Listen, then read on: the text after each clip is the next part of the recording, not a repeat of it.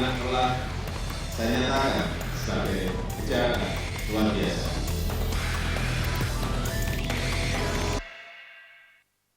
Terima kasih Anda masih bersama Prime Time Talk pemirsa. Kita akan lanjutkan perbincangan dengan Pak Hasan dan juga Mbak Putu.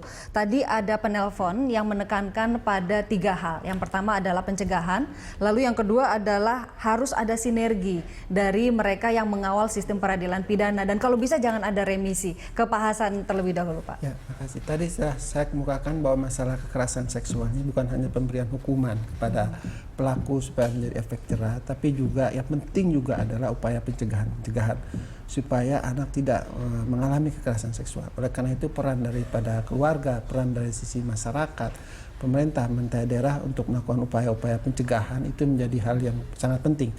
Oleh karena itu ke depan KPP juga akan berupaya bukan hanya kepada pemerintah daerah, masyarakat, tapi juga kita ingin membentuk di masyarakat terutama untuk membentuk kelompok-kelompok masyarakat yang peduli terhadap anak. Kita ingin ciptakan suatu yang disebut dengan PATBM, Pelindung Anak Terintegrasi Berbasis Masyarakat. Jadi kita ingin dorong nanti di masyarakat itu dibentuklah kelompok-kelompok masyarakat yang peduli terhadap masalah pelindungan anak. Jadi memang ini kelompok ini memang berbasis masyarakat, dibentuk masyarakat supaya mereka itu peduli kalau memang ada permasalahan anak itu bisa diatasi oleh mereka, kemudian diupayakan juga kalau memang kasus tindak pidana bisa diproses secara hukum, dilaporkan kepada aparat penegak hukum. Jadi itu yang kita upayakan. Di samping juga nanti kita akan mengupayakan dari sisi ketahanan keluarganya supaya keluarga bisa memprotek diri sendiri, keluarganya, anak-anaknya supaya dia peduli terhadap masalah hal-hal yang dapat membahayakan timbulnya kekerasan terhadap anak sendiri. Terkait dengan masalah sinergi aparat penegak hukum memang sangat penting juga. Saya katakan tadi sangat penting bahwa Perpu ini baik dari sisi hukumnya, dari sisi substansinya, tapi yang penting adalah implementasi pelaksanaannya. Oleh karena itu kita harapkan nanti dari aparat penegak hukum bisa mengimplementasikan Perpu ini. Karena sebaik apapun peraturan, kalau memang implementasinya tidak baik, maka nggak ada artinya kita bikin peraturan. Oleh karena itu memang peran daripada aparat penegak hukum ini untuk bisa menegakkan peraturan ini menjadi hal yang penting. Makanya kemarin kami, Menteri kami sudah menyurati kepada Kapolri dan Kejaksaan Agung untuk minta kepada mereka untuk memberikan sanksi yang paling berat kepada pelaku-pelaku yang melakukan kekerasan seksual terhadap anak.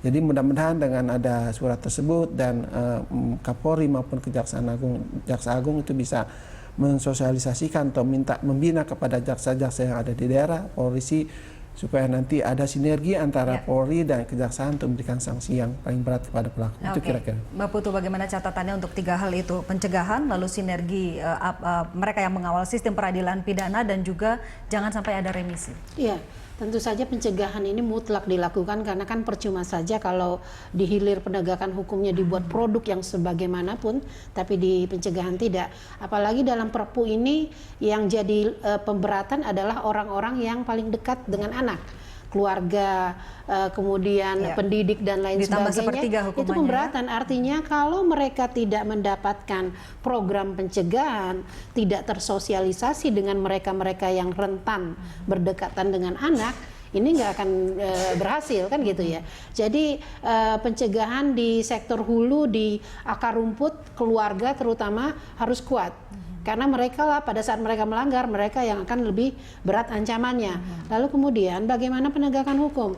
Penegakan hukum ya tadi itu, sinergisitas itu memang agak sulit dilakukan pada saat setiap institusi penegak hukum mempunyai wewenang dan pertimbangan masing-masing. Tapi berharap kita mempunyai pola yang sama karena ini adalah kejahatan yang luar biasa tadi, maka perspektif aparat penegak hukum juga harus dikembalikan lagi dengan bagaimana upaya tindakan mereka, tuntutan mereka, vonis mereka itu benar-benar memberikan ya tadi efek jerah pembelajaran bagi masyarakat lainnya, agar ya tadi jangan sampai kemudian di kejaksaan penuntutannya sekian, di hakim justru lebih ringan, kan seperti itu. Ini yang membuat rasa ketidakadilan itu tidak terpenuhi, dan tentu saja pada saat supremasi hukum yang paling tinggi melakukan pelecehan hukum seperti itu, ya masyarakat takut Oke. lagi kan gitu, nggak ada jera sama sekali karena itu yang dikhawatirkan kita. Nah ini tentu saja yang menjadi poin-poin utama Iya.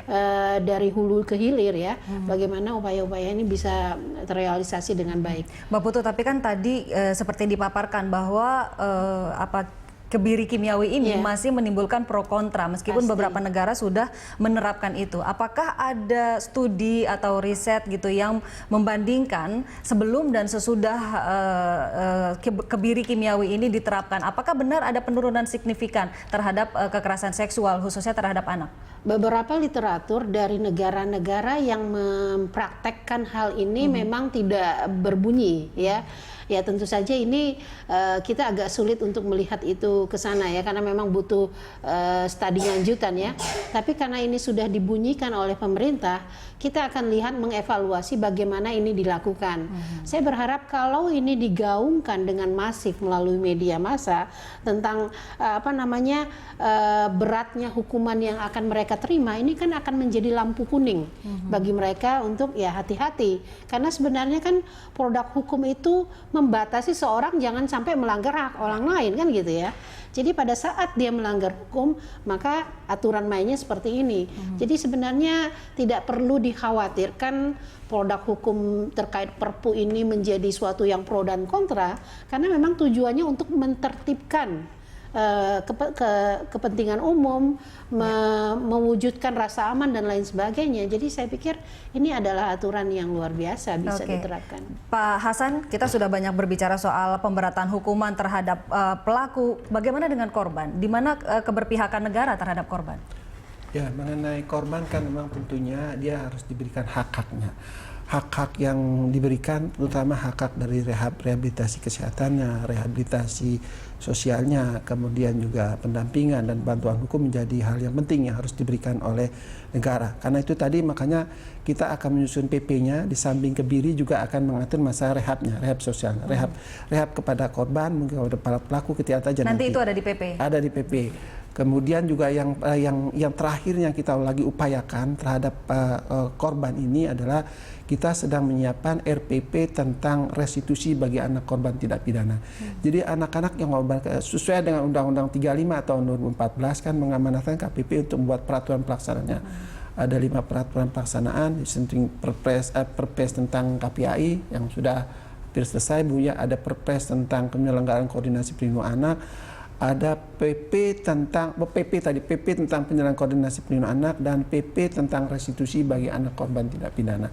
Dan menurut PP 35 memang ada anak-anak korban perdagangan orang, anak-anak korban pornografi, anak korban kekerasan fisik, seksual, anak-anak korban kekerasan seksual dan perdagangan orang itu berhak untuk mendapatkan restitusi.